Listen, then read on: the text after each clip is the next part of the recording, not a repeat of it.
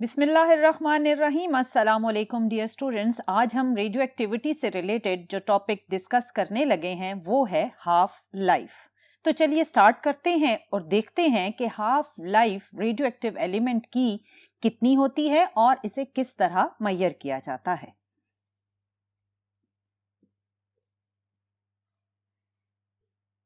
Dear students, हमने आज का जो टॉपिक डिस्कस करना है वो है half life. Half life term को अगर आप डिफाइन करें तो इसकी डेफिनेशन कुछ इस तरह से लिखी जाएगी। Half life is the time period in which radioactive nuclei will decay and becomes half. इसको समझने के लिए हम चलेंगे अनस्टेबल न्यूक्लियाई की तरफ। हमने प्रीवियस लेक्चर्स में डिस्कस किया था जब हमने बाइंडिंग एनर्जी का ये वाला ग्राफ डिस्कस किया था।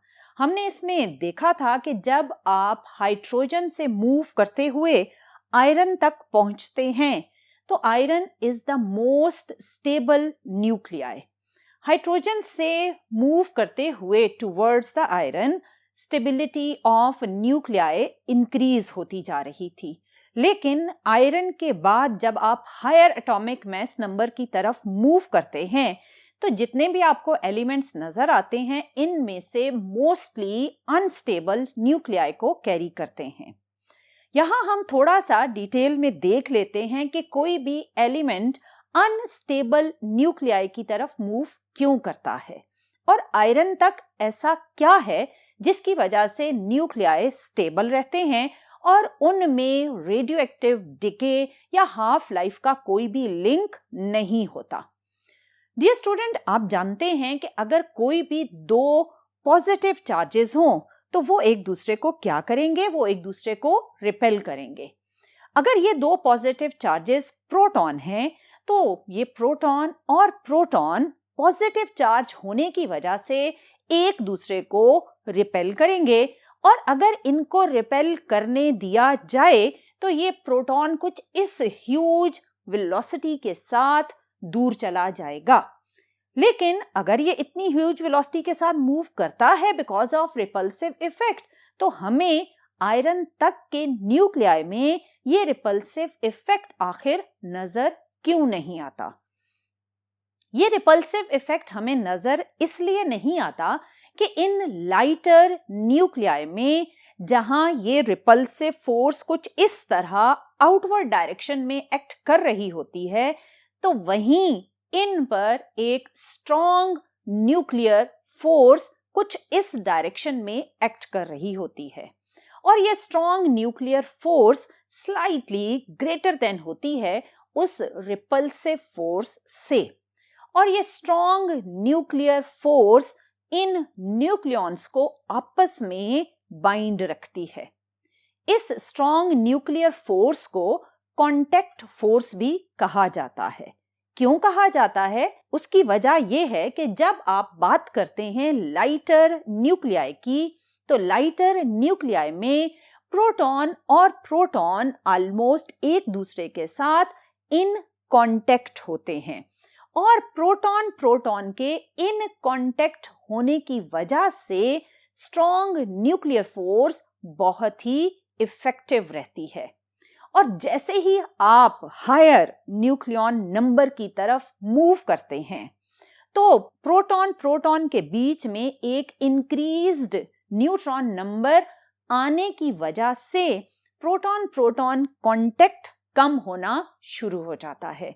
जैसे ही प्रोटॉन प्रोटॉन से थोड़ा सा भी दूर हुआ तो इनका कांटेक्ट खत्म हो जाएगा और स्ट्रॉन्ग न्यूक्लियर फोर्स उसी मोमेंट पर डिसअपियर हो जाएगी। सो जैसे ही आप हायर न्यूक्लियॉन नंबर या हायर एटॉमिक मास नंबर के एलिमेंट्स की तरफ मूव करते हैं तो neutron number slightly greater than होता है प्रोटॉन से। इस वजह से प्रोटॉन और प्रोटॉन का आपस में जो कांटेक्ट है वो खत्म होना स्टार्ट हो जाता है।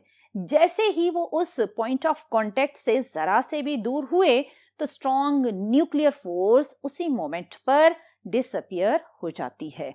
उस स्ट्रॉन्ग न्यूक्लियर फोर्स के खत्म होने की वजह से repulsive effect between the protons will become effective, and because of that repulsive effect, nucleons will generate an instability factor in the nuclei. और इस वजह से वो न्यूक्लियाई अनस्टेबल होने के बाद डिके होना स्टार्ट हो जाते हैं। इस स्ट्रॉन्ग न्यूक्लियर फोर्स के टॉपिक को हम इसी चैप्टर के last topic basic forces of nature में मजीद डिटेल में डिस्कस करेंगे। लेकिन क्योंकि यहाँ पर कुछ स्टूडेंट्स के दिमाग में ये क्वेश्चन आता है कि आखिर आयरन तक भी तो प्रोटॉन्स रिपल्सिव इफेक्ट है, तो फिर ये न्यूक्लियाई अनस्टेबल क्यों नहीं है। सो आई एम श्योर कि अब आपको इसका आंसर मिल गया होगा कि टिल आयरन न्यूक्लियॉन्स यानी प्रोटॉन्स के बीच में रिपल्सिव इफेक्ट तो होता है, लेकिन स्ट्रॉन्ग न्यूक्लियर फोर्स उस रिपल्सिव इफेक्ट को ओवरकम कर लेती है और वो न्यूक्लियाई स्टेबल रहते हैं। सो डियर स्टूडेंट्स, जब ये रेडियो एक्टिव न्यूक्लियाई अनस्टेबल होते हैं तो ये डिसइंटीग्रेट करते हैं in the form of alpha, beta and gamma. लेकिन जब हम हाफ लाइफ को डिस्कस करेंगे तो इसमें हम मोस्टली अल्फा और बीटा को ही लिंक करते हैं विद हाफ लाइफ, क्योंकि गैमा डिके में जब कोई भी न्यूक्लियाई एक्साइटेड स्टेट में होता है, वो जब डी एक्साइट करता है तो तब होता है gamma decay. As such gamma decay में पेरेंट न्यूक्लियाई डॉटर न्यूक्लियाई में ट्रांसफॉर्म नहीं होता। सो इस डिके को हम हाफ लाइफ से लिंक नहीं करते। सो अल्फा और बीटा डिके जिनमें पेरेंट न्यूक्लियाई ट्रांसफॉर्म हो जाता है into some other daughter nuclei, उनको रिलेट किया जाता है with half life. So dear students, जब भी कोई भी रेडियो एक्टिव न्यूक्लियाई डिसइंटीग्रेट करता है तो उसकी डिसइंटीग्रेशन का प्रोसेस स्पॉन्टेनियस होता है। यानी अगर मेरे पास ये 10 न्यूक्लियाई या 10 एटम्स का एक सैंपल है और ये सैंपल रेडियो एक्टिव न्यूक्लियाई का है, यानी ये न्यूक्लियाई विद टाइम डिके करेंगे, तो मैं या आप या कोई भी ये नहीं बता सकता कि इनमें से कौन सा न्यूक्लियाई किस टाइम पर डिके करेगा। सो इस सारी इंफॉर्मेशन को दिमाग में रखते हुए अगर अब हम हाफ लाइफ की स्टेटमेंट की तरफ चलें तो वो स्टेटमेंट कुछ इस तरह से थी। हाफ लाइफ वो टाइम पीरियड है जिसमें रेडियो एक्टिव न्यूक्लियाई डिके करेंगे और उनका नंबर ओरिजिनल नंबर से हाफ हो जाएगा। लेट्स सपोज हमारे पास ये 16 रेडियो एक्टिव न्यूक्लियाई हैं। इन 16 रेडियो एक्टिव न्यूक्लियाई की हाफ लाइफ है 50 सेकेंड्स। इसका मतलब ये है कि जब 50 सेकेंड्स का टाइम पीरियड गुजरेगा तो इन 16 में से हाफ यानी 8 न्यूक्लियाई डिके हो जाएंगे और 8 न्यूक्लियाई आपके पास ओरिजिनल फॉर्म में रिमेनिंग होंगे। अब इन 16 में से कौन सा न्यूक्लियाई डिके करेगा इसके बारे में आप बिल्कुल प्रेडिक्शन नहीं दे सकते। ये एक स्पॉन्टेनियस प्रोसेस है। सो इस स्पॉन्टेनियस प्रोसेस में कोई भी न्यूक्लियाई डिके कर सकता है, लेकिन ये कंफर्म है कि after 50 second which is the half life of this radioactive nuclei, इस एलिमेंट में से हाफ न्यूक्लियाई डिके हो जाएंगे और हाफ रिमेनिंग होंगे। तो चलिए हम इस प्रोसेस को कुछ हाफ लाइफ्स के लिए डिस्कस कर लेते हैं। हमने ओरिजिनल नंबर लिया था 16 और हाफ लाइफ है 50 सेकेंड्स। सो डियर स्टूडेंट, जब इनिशियली टाइम 0 सेकेंड है तो आपके ओरिजिनल 16 न्यूक्लियाई अवेलेबल हैं। अब जैसे ही 50 सेकेंड्स का टाइम पीरियड गुजरा तो इन 16 में से आपने देखा कि 8 न्यूक्लियाई डिके हो गए और 8 आपके पास रिमेनिंग हैं।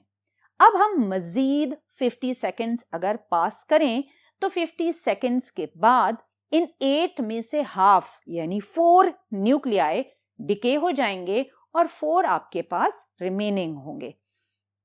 अब मजीद 50 सेकेंड का टाइम पीरियड अगर हम गुजारते हैं तो इन 4 में से 2 डिके हो जाएंगे और 2 आपके पास रिमेनिंग है। फिर 50 सेकेंड्स का टाइम गुजरा तो 2 में से हाफ यानी 1 डिके हो जाएगा और 1 आपके पास रिमेनिंग होगा। सो ये प्रोसेस कंटिन्यू रहेगा। फर्दर अगर 50 सेकेंड्स गुजरते हैं तो इस 1 का भी हाफ डिके हो जाएगा, हाफ रिमेनिंग होगा। सो ये प्रोसेस कंटिन्यू रहेगा और आप ये नहीं कह सकते कि ये radioactive nuclei after 6-7 half lives completely खत्म हो जाएगा, क्योंकि लाइफ किसी भी रेडियो एक्टिव न्यूक्लियाई की इन्फिनिट होती है।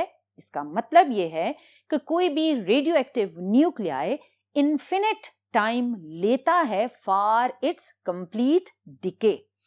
सो डियर स्टूडेंट्स, आपने देखा कि किस तरह हाफ लाइफ और नंबर ऑफ न्यूक्लियाई एक दूसरे से रिलेटेड हैं, क्योंकि हर एक 50 सेकेंड्स का टाइम गुजरने के बाद इस सर्टेन न्यूक्लियाई में नंबर ऑफ एटम्स या नंबर ऑफ न्यूक्लियाई हाफ हो जाते थे। इसलिए इस टाइम पीरियड को बोला जाता है हाफ लाइफ। इसी सिचुएशन को अगर आप ग्राफ की फॉर्म में ड्रॉ करें तो हम ग्राफ कुछ इस तरह ड्रॉ करेंगे। इस ग्राफ में एक्स एक्सिस पर हम टाइम ड्रॉ करेंगे और वाई एक्सिस पर हम नंबर ऑफ एटम्स को ड्रॉ करेंगे। हमने जो सिचुएशन ली थी उसमें ओरिजिनल नंबर ऑफ एटम्स थे 16। उस 16 यानी ओरिजिनल नंबर ऑफ एटम्स को हम इंडिकेट करेंगे for Y axis by n nought. So आपने देखा कि हमारा starting point along Y axis top से स्टार्ट हो रहा है और उसको हमने n nought which is 16 number of atom उससे इंडिकेट किया। क्यों हमने टॉप से स्टार्ट लेना है? क्योंकि हमें मालूम है कि ये number of nuclei with time decrease होंगे। सो हम एक मैक्सिमम वैल्यू से मिनिमम वैल्यू की तरफ downward along Y axis move करेंगे। सो डियर स्टूडेंट, अगर हम एक्स एक्सिस पर एक फर्स्ट हाफ लाइफ का टाइम पीरियड गुजारें तो 0 से हम स्टार्ट करेंगे एक्स एक्सिस पर और एक सर्टेन हाफ लाइफ, और वो डिफरेंट एलिमेंट्स की डिफरेंट होती है। यहाँ हम मेंशन नहीं करते कि कितना टाइम पीरियड है, यानी 10 सेकेंड है या 50 सेकेंड। हम जर्नलाइज्ड फॉर्म में हाफ लाइफ को टी हाफ से इंडिकेट करते हैं। सो 0 से जैसे ही आप अलोंग एक्स एक्सिस मूव करेंगे तो आपने देखा कि किस तरह फर्स्ट हाफ लाइफ का टाइम पीरियड गुजरा तो नंबर ऑफ न्यूक्लियाई 16 से क्या हो गए 8, यानी n naught along Y axis decrease होकर बन गया n नॉट बाय 2। अब हम सेकेंड हाफ लाइफ गुजारते हैं। जैसे ही आप सेकेंड हाफ लाइफ का टाइम पीरियड क्रॉस करेंगे तो ये 8 फर्दर रिड्यूस होकर 4 हो जाएगा और आपका n नॉट बाय 2 हाफ होकर n नॉट बाय 4 हो गया। अब हम एक और हाफ लाइफ अगर क्रॉस करते हैं which is third half life, तो जैसे ही आप थर्ड हाफ लाइफ को क्रॉस करेंगे तो आपके पास number of nuclei further reduce हो गए, 4 से हाफ होकर 2 हो गए और नंबर ऑफ एटम्स जो कि इनिशियली था n नॉट, फिर हुआ n नॉट बाय 2, फिर हुआ n नॉट बाय 4 और अब हो गया है n नॉट बाय 8। अब आप फर्दर एक और हाफ लाइफ अगर गुजारते हैं तो ये मजीद नंबर ऑफ न्यूक्लियाई 2 से हाफ हो जाएंगे, यानी 1 न्यूक्लियाई डिके हो जाएगा और 1 आपके पास रिमेनिंग होगा और ये प्रोसेस कंटिन्यू रहेगा until infinite half lives। सो आपने देखा कि किस तरह एक gradually with half life half के फैक्टर के साथ नंबर ऑफ न्यूक्लियाई डिक्रीज होते जा रहे हैं। सो डियर स्टूडेंट, ये है आपका रेडियो एक्टिव न्यूक्लियाई का विद हाफ लाइफ कम होने वाला फैक्टर कि radio active nuclei half life गुजरने के बाद किस तरह अपना ओरिजिनल नंबर रिड्यूस कर लेते हैं। इसको आपकी बुक्स में एक विलेज या टाउन में एक पॉपुलेशन से लिंक करके एग्जाम्पल से भी एक्सप्लेन किया गया है। सपोज करें कि एक विलेज में टोटल 8000 की पॉपुलेशन है और वहां कोई ऐसी वबा फैल गई कि हर 2 दिन के बाद इस आबादी का, इस पॉपुलेशन का हाफ नंबर उसकी डेथ हो जानी है बिकॉज ऑफ दैट डिजीज। तो अगर 2 डेज हाफ लाइफ है तो आप इन 2 डेज के टाइम पीरियड में ये प्रेडिक्ट नहीं कर पाएंगे कि इस 8000 की पॉपुलेशन में से किसकी डेथ होनी है और इन 2 डेज के टाइम पीरियड में किस वक्त होनी है। लेकिन ये कंफर्म है कि 2 डेज के टाइम पीरियड के बाद 8000 में से 4000 की डेथ हो जाएगी और रिमेनिंग पॉपुलेशन होगी 4000। और जो रिमेनिंग पॉपुलेशन है 4000, फिर 2 दिन गुजरने के बाद इस 4000 की फर्दर हाफ पॉपुलेशन यानी 2000 की डेथ हो जाएगी और 2000 आपके पास रिमेनिंग होगा। फिर अगर 2 डेज का टाइम पीरियड क्रॉस करता है तो इन 2000 में से 1000 की डेथ हो जाएगी और 1000 आपके पास रिमेनिंग होगा। फिर इस तरह ये प्रोसेस कंटिन्यू रहेगा और half population with in 2 days further decay हो जाएगी यानी डेथ हो जाएगी और हाफ पॉपुलेशन आपके पास रिमेनिंग होगी। डियर स्टूडेंट, ये तो था एक रूटीन लाइफ के एग्जाम्पल को हाफ लाइफ से लिंक करना। डियर स्टूडेंट्स, अगर हमने जो अभी प्रीवियसली रेडियो एक्टिव न्यूक्लियाई की सिचुएशन डिस्कस की उसको और इस पॉपुलेशन वाली सिचुएशन को रिलेट करें तो ये दोनों सिचुएशंस एक ही जैसी हैं। दोनों सिचुएशंस में हमने यही डिस्कस किया कि जो ओरिजिनल नंबर है वो एक सर्टेन टाइम पीरियड जिसको आप कहते हैं half life of that situation, वो हाफ लाइफ का टाइम पीरियड जैसे ही वो हाफ लाइफ का टाइम पीरियड क्रॉस होगा तो उस ओरिजिनल नंबर में से हाफ डिके हो जाएगा और हाफ आपके पास रिमेनिंग होगा। So half life, I am sure कि अब आपके दिमाग में उसका कॉन्सेप्ट आ गया होगा कि हाफ लाइफ वो टाइम पीरियड होता है जिसमें कोई भी रेडियो एक्टिव न्यूक्लियाई का सैंपल हाफ एटम्स या हाफ न्यूक्लियाई को डिके करता है और उन्हीं में से हाफ आपके पास रिमेनिंग होते हैं। डिफरेंट न्यूक्लियाई की डिफरेंट हाफ लाइफ्स होती हैं। हाफ लाइफ के बाद आपके पास कितना रिमेनिंग फैक्टर है किसी भी न्यूक्लियाई का कि 5 हाफ लाइफ्स गुजरी तो क्या न्यूक्लियाई का फैक्टर रिमेनिंग है या 6 हाफ लाइफ्स गुजरी कितना फैक्टर रिमेनिंग है, अगर ये आपने कैलकुलेट करना है तो इसके लिए हम एक जर्नलाइज्ड फॉर्म को भी डिराइव कर सकते हैं। इसके लिए हम ये एक टेबल ड्रॉ करते हैं इसी प्रीवियसली डिस्कस्ड सिचुएशन का। हमने अभी ये डिस्कस किया था कि अगर हमारे पास 16 न्यूक्लियाई हैं तो एक सर्टन हाफ लाइफ का टाइम पीरियड गुजरने के बाद वो हाफ हो जाते हैं, फिर उतना ही टाइम पीरियड गुजरने के बाद वो दोबारा क्या हो जाते हैं, हाफ। सो इसी सिचुएशन को अगर हम कुछ इस तरह ड्रॉ करें कि फर्स्ट कॉलम में हम ड्रॉ करेंगे टाइम, सेकेंड कॉलम में हम ड्रॉ करेंगे नंबर ऑफ न्यूक्लियाई या नंबर ऑफ एटम्स और थर्ड कॉलम में आप इसी सेकेंड कॉलम की सिचुएशन को एक और तरह से ट्रांसफॉर्म करेंगे। सो पहले हम फर्स्ट 2 कॉलम्स फिल कर लेते हैं। हम सपोज करते हैं कि इनिशियली जब टाइम 0 सेकेंड्स है तो आपके पास सैंपल में ओरिजिनल नंबर ऑफ एटम्स हैं n0। जैसे ही हाफ लाइफ टाइम गुजरा यानी t हाफ का टाइम पीरियड गुजरा तो ये n0 रिड्यूस होकर हो गए n0/2। फिर सेकेंड हाफ लाइफ का टाइम पीरियड गुजरा तो n0/2 फर्दर हाफ होकर n0/4 हो गया।